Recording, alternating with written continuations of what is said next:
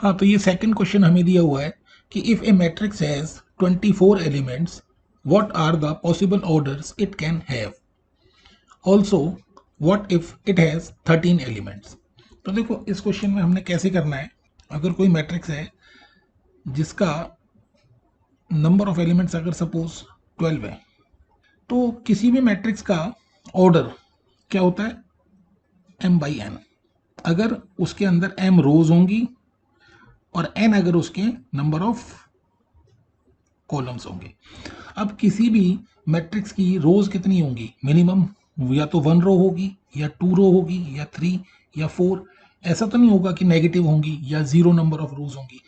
तो इसका मतलब क्या हुआ कि a matrix can have natural number of rows, मतलब किसी भी मैट्रिक्स की रोज क्या होंगी, कोई ना कोई नेचुरल नंबर। वैसे ही किसी भी मैट्रिक्स के कॉलम्स कितने होंगे, या तो मिनिमम 1 होगा या 2 होगा या 3 होगा या 4 होगा। ठीक है, नेचुरल नंबर्स में ही होंगे कॉलम्स भी। ऐसा नहीं हो सकता कि -3 होंगे कॉलम्स या 2.5 कॉलम्स होंगे। तो कॉलम्स और रोज किसी भी मैट्रिक्स के क्या हो सकते हैं, नेचुरल नंबर्स में ही होंगे। तो इसका मतलब अगर किसी मैट्रिक्स का ऑर्डर m बाई एन है, तो इट मीन्स यहाँ m और n दोनों किससे बिलोंग करेंगे, सेट ऑफ नेचुरल नंबर्स। तो अब हमने देखना है कि अगर किसी मैट्रिक्स का ऑर्डर 12 है, तो 12 को हम ऐसे दो नेचुरल नंबर्स में ब्रेक करेंगे जिनका प्रोडक्ट 12 आए। तो अगर फर्स्ट नंबर 1 है तो दूसरे वाले को कितना होना पड़ेगा, 12। अगर फर्स्ट नंबर 2 है तो दूसरे वाले को कितना होना पड़ेगा, 6। अगर पहला वाला नंबर 3 है तो दूसरे वाले नंबर को होना पड़ेगा 4।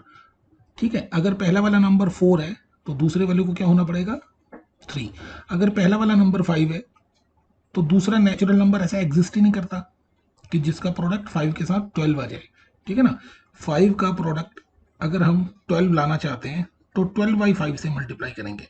मगर अभी हमने ये डिस्कस किया है कि ये m और n में दोनों ही नेचुरल नंबर होने चाहिए, तो ये तो नेचुरल नंबर नहीं है, तो इसलिए हम इसको स्किप कर देंगे 5 को। तो अगर पहला नंबर 6 है तो दूसरा वाला नंबर कितना होगा, 2। पहला नंबर अगर 7 है तो ये पॉसिबल नहीं है इसी लॉजिक से, क्योंकि दूसरा वाला नंबर नेचुरल नंबर नहीं मिल पाएगा हमें कोई। तो इसके बाद अगर आप करके देखो कि 7 नहीं हो सकता, 8 नहीं हो सकता, 9 नहीं हो सकता, 10 नहीं हो सकता, अब आएगा सीधे 12। तो 12 बाई 1।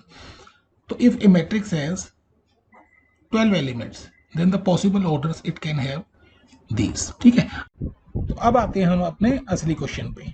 तो नंबर ऑफ एलिमेंट्स, यहाँ पे अगर हम देखेंगे it is given that the number of elements of this matrix is 24। तो हम क्या चाहते हैं, it is required to find two numbers m and n whose product is 24, और वो दोनों नंबर्स कौन से होने चाहिए, नेचुरल नंबर। तो इसका मतलब अगर पहला वाला नंबर 1 होगा तो दूसरे वाले नंबर को कितना होना पड़ेगा, 24। अगर first number is 2 then the second number should be 12। If the first number is 3 the second number should be 8।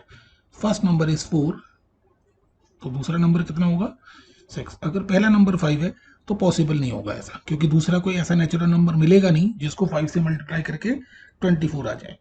तो अब नेक्स्ट हम देखेंगे, अगर 6 होगा तो दूसरा नंबर होगा 4। अगर पहला वाला नंबर 7 होगा तो पॉसिबल नहीं है, 8 होगा तो दूसरा नंबर 3 होगा।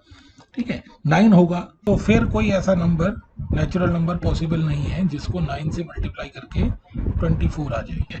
तो 10 होगा तो भी पॉसिबल नहीं है, 11 होगा तो भी पॉसिबल नहीं है। तो अगर पहला नंबर 12 होगा तो दूसरा होना चाहिए 2। अच्छा, एक छूट गया है शायद, है ना। अच्छा, लास्ट एक और छूट गया है, वो ये है 24 अगर होगा तो दूसरा वाला कितना होगा, 1। ठीक है ना। तो if a matrix has 24 elements then the possible orders it can have these 8 options are there। अच्छा, सेकंड पार्ट इसने कहा है कि अगर किसी मैट्रिक्स के 13 अगर एलिमेंट्स हैं, तो अब हम देखते हैं if number of elements is 13, तो इसके दो ही ऑर्डर्स होंगे, या तो 1 बाई 13 या 13 बाई 1।